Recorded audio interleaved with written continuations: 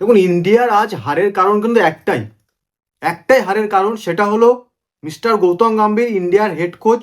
আমি অনেক তাকে রেসপেক্ট করি, অনেক সম্মান দিই, কিন্তু আজ আমি বলতে বাধ্য হচ্ছি যে গৌতম গম্ভীরের ফর্মুলা কি ছিল।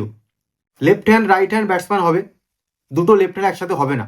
সে টেস্ট ক্রিকেটেও কিন্তু left hand right hand batsman পাঠায় এইভাবে, ওয়ানডেতেও পাঠায়। টি-20তে যতগুলো সিরিজ হয়েছে ততগুলো সিরিজে দেখা যায় লেফট হ্যান্ড রাইট হ্যান্ড কম্বিনেশনে কিন্তু তারা খেলেছে। যখন ওয়ার্ল্ড কাপ এলো, তুমি টপ 3 লেফট হ্যান্ড রাখতে পারো না। টপ 3 তিনটে লেফট হ্যান্ড, অভিষেক শর্মা, ঈশান কিষান আর তিলক বর্মা।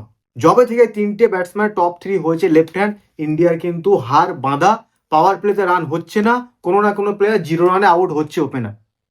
কোনো না কোনো off spinner, Salman Ali Agha bowl করতে পারে, বলে ব্যাটিং অলরাউন্ডার, বল ধরতে পারে না। Markram part timer, Aryan Dutt নেদারল্যান্ডের পার্ট টাইম অফ স্পিনার এসে পাওয়ার প্লেতে উইকেট ফেলে দিচ্ছে, 10 রানের মধ্যে উইকেট ফেলে দিচ্ছে। তারপর তিলক বর্মা আবার লেফট হ্যান্ড আসছে, ও প্রেসারে পড়ে যাচ্ছে, 110-15 স্ট্রাইক রেট খেলছে, পাওয়ার প্লেতে 40-50 রান গিয়ে দাঁড়াচ্ছে 2 উইকেট হারিয়ে। গেম তো এখানেই শেষ। কখনো তুমি পাওয়ার প্লেতে জিতবে, কখনো পাওয়ার প্লেতে হারবে।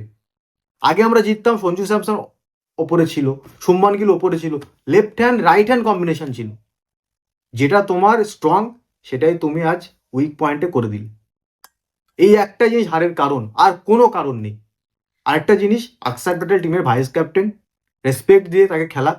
সেম পিচে 6টা লেফট হ্যান্ড ব্যাটসম্যানের বিরুদ্ধে কেশব মহারাজ বল করেছে, 4টে উইকেট পেয়েছে। তুমি অক্ষর প্যাটেলের ম্যাচ আপের জন্য বাইরে রাখতে পারো না।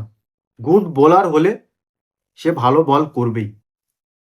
গৌতম গম্ভীর, যারা যা টিম ম্যানেজমেন্ট আছে, এটা দেখা দরকার যে right hand left hand combination কিভাবে করা যায়। কারণ একটা পার্ট টাইম অফ স্পিনার এসে ইন্ডিয়াকে ব্যাকফুটে নিয়ে যাবে, এটা কখনো হয় না, কখনো হতে পারে না।